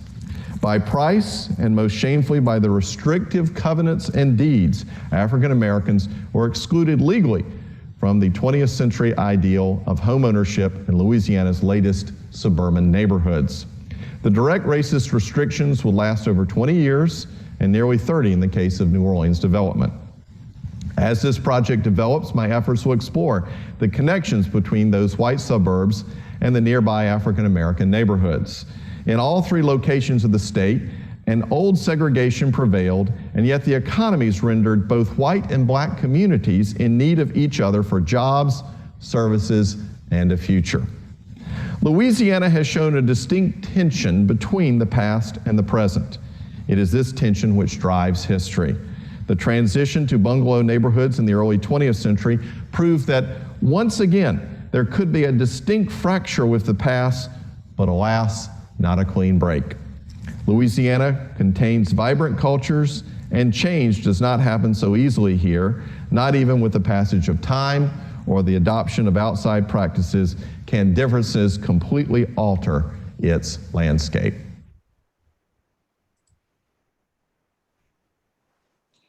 Thank you, Henry. This is fantastic. I just don't have a question, but Certainly. I Thank you don't have so a much. question, but I want to tell you this was marvelous because I ride down Gentilly Boulevard every day coming from Dillard. It's such a beautiful street, and I often wonder about the homes. So you have satisfied that curiosity and answered it, pardon me, for me. I don't know if we have anything else from anyone else would like to make a comment. You have some Okay. but you have some comments in the chat congratulating you and telling you how wonderful that your presentation is. So there is if you pull your cursor down, for those of you who may not know, but I'm sure most of us know by now, we have been through Zoom, but if there's a thing that says reaction, and if you click on it, it has a little, you can show your reaction with a hand clap, or you can do a thumbs up and on your screen. And I'm not certain if James has enabled everybody's video. But, And if anybody else has any questions, they can put them in the chat right now. I'll be happy to answer anything. I appreciate all your compliments. And as I said, this is a developing project. It's something new that I was very interested in. And I will have to say it was such a delight to go out to the Huntington Library in San Marino, California. And I recommend that to anyone. That's kind of an experience that everyone should have. Yeah. It was very delightful to begin sort of a journey of making this comparison between, what I found there and in Louisiana. So I will just say, and we won't keep you, but my only question that I kept thinking is is the bungalow what some people are calling craftsman homes Yes, now? and Is that the same? exactly. It's very complicated because the bungalow does emerge in the era of the movement of the arts and craftsman movement. And as you know, the arts and craftsman movement had a tremendous impact on material culture. And I think here in Louisiana, we remember it by the pottery, the Newcomb pottery that was done at Newcomb College there. It was now Tulane. And that's probably one of the greatest examples of the arts and craftsman style. But, there was a New York furniture maker, Stickley, that made furniture that way. And then some of the bungalows had certain features that we could say are arts and craftsman style, from tiles that they put around the fireplace to, stonework and other things. So yeah, it is during that time period. And of course, the Green brothers, who did, the Gamble House in Pasadena, California, are considered tremendous architects of the arts and craftsman style. But they also did these more modest bungalow neighborhoods. So the bungalow is kind of tied into that arts and craftsman era, but some bungalows don't have to have any of that influence, while other, certainly, larger ones would. And as you know, going down through Gentilly, there's some even Spanish and Mediterranean style homes of that Hispanic and, Mediterranean revival style architecture, that became quite popular. And you see that all over some of the neighborhoods. But I was really surprised to find that, you have this in Baton Rouge, New Orleans, and Alexandria. And I'm sure other Louisiana and even other southern cities, you would find this bungalow neighborhood concept. That's just wonderful. And I want to say that Henry did tell me in our conversation that he lives in a bungalow now, that you made your home there. So it does make it professional and personal at the same time, and should be quite rewarding. That's right. And to answer a question, I decided to buy a bungalow, and so I did, and that got me interested in this historical topic. And I just started down that road, and it just led in many different ways to something that I thought was very fascinating. And I highly recommend getting involved in history in your local community, because it's all around us. And it's very helpful to jump into that project. The Red River Campaign project was around here too, and then that was a 19th century episode, and now this bungalow neighborhoods are 20th century in central Louisiana here. Right. Well, thank you. I don't see Sure. any other No. comments or questions. Well, I see comments, but I think that you can see those as well. Don't see any more questions. Great. So Well, I thank you everybody again. for being here, and congratulations to all the winners of the prizes. It's been a great joy to be president of this fantastic organization. I wish everybody well, and I promise, I'll do everything to be there next year, 2022, in Baton Rouge, and I'm looking forward to hearing your address, Eva. Thank you. Thank you. And we had quite a crowd tonight, so great. And of course, as we have in the past with all of the panels that were so artfully put together for virtual conferences this year, that they are recorded. You can see them again on YouTube. So I have a few announcements as we wrap up, and then I'll turn it back over to James. Again, thank you, Henry, so much. This was just a wonderful address. The first announcement is to remind you that there are several more LHA online sessions scheduled for over the next 2 months. We hope that you watch them, get others to watch them. I've been listening to them. They make such wonderful presentations to listen to when I'm in my office and about, and of course to have my students listen to them as well. So it says, please tune in. The full schedule of presentations and other details can be found on the LHA website at lahistory.org. Announcement number 2. The 2022 LHA Annual Meeting, which will be in person, all caps underlined and underscored. Let's say that if everything continues to work toward progress with getting rid of the pandemic, is scheduled for March 17th through the 18th in Baton Rouge. The call for papers as well as other details is available on the LHA website, again at lahistory.org.